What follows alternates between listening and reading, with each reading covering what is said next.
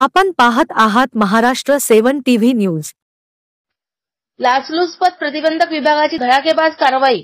लाचलुचपत प्रतिबंधक विभाग युनिट अमरावती यांनी आज दिनकर तुकाराम तिडके वय 48 वर्षे पोस्ट जवान राज्य उत्पादन शुल्क विभाग मोर्शी जिल्हा अमरावती यांनी 10,000 रुपये लाचेची मागणी करीत असल्याबद्दल तक्रार प्राप्त केली आहे।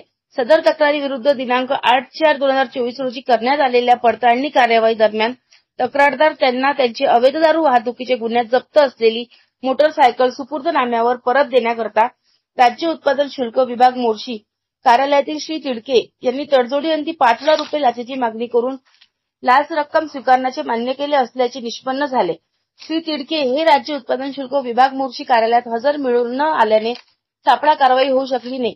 त्यानंतर 22/4/2024 रोजी करण्यात आलेल्या सापळा कारवाई दरम्यान श्री दिनकर तिडके पद जवान राज्य उत्पादन शुल्क विभाग मोर्शी जिल्हा अमरावती यांनी तक्रारदार यांच्याकडून तडजोडी अंती मागणी केलेली 5,000 रुपये लाच रक्कम स्वीकारल्याने त्यांना रंगेहात पकडण्यात आले आहे। नमूद आरोपी विरुद्ध पोलीस स्टेशन मोर्शी अमरावती ग्रामीण येथे गुन्हा नोंद करण्याची सुरू आहे।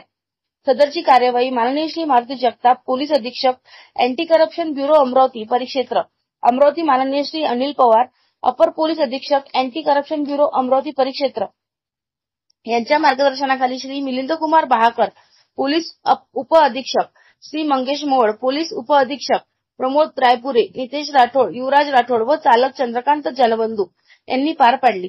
नागरिकांनी अशाच प्रकारे भ्रष्टाचारासंबंधी तक्रार देण्यासाठी पुढे यावे असे आवाहन करण्यात येत आहे। महाराष्ट्र 7 टीव्ही न्यूज मुख्य संपादक जयकुमार पुटे।